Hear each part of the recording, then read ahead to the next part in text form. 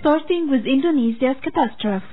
Body bags were placed in a mass grave on Monday as a hard-hit Indonesian city began burying its dead from the devastating earthquake and tsunami that killed more than 840 people and left thousands homeless.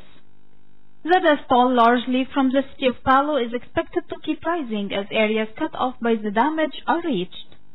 The magnitude 7.5 earthquake struck at dusk Friday and generated a tsunami said to have been as high as 6 meters in places. Meanwhile, officials said the European Union and 10 countries have offered assistance. Onto the two Koreas. North and South Korean troops began removing some of the landmines planted at their heavily fortified border on Monday. Seoul officials said on Monday South Korean army engineers with demining equipment were deployed to the border village of Panmunjom and another fort line area called Arrowhead Hill, where the Koreas planned their first joint searches for soldiers killed during the 1950-1953 Korean War. Meanwhile, the demining comes amid resumed diplomacy over North Korea's nuclear weapons program after weeks of stalemated negotiations. On the other side of the world, hundreds of students are marching in downtown Barcelona to mark the anniversary of an independence referendum in Catalonia that was banned by Spanish authorities.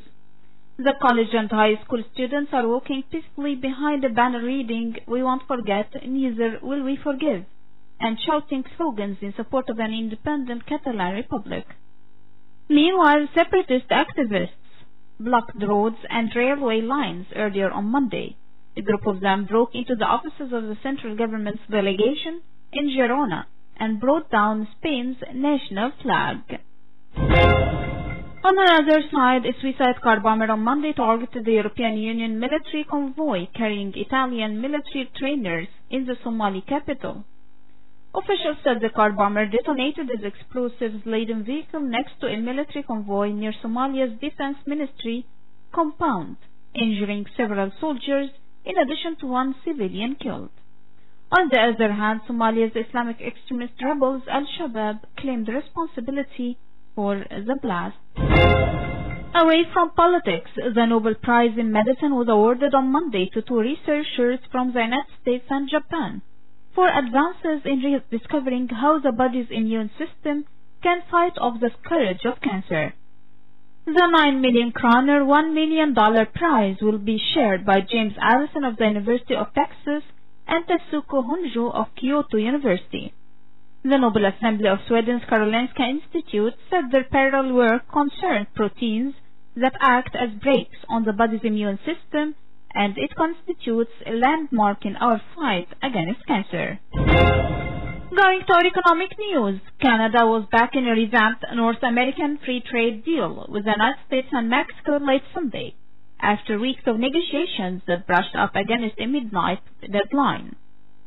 In a joint statement, U.S. Representative and Canadian Foreign Affairs Minister said the agreement will strengthen the middle class and create good, well-paying jobs and new opportunities for the nearly 500 million people who call North America home.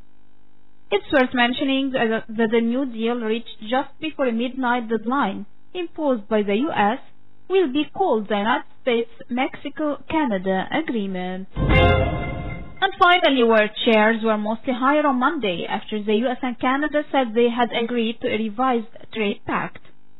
Germany's DAX rose 0.7% to 12,327.01, and the CAC 40 in France advanced 0.3% to 5,507.74. Britain's FTSE 100 gained 0.1% to 7,518.97. The future contract for the S&P 500 jumped 0.6% to 2,937.20, and the contract for the Dow picked up 0.8% to 26,678.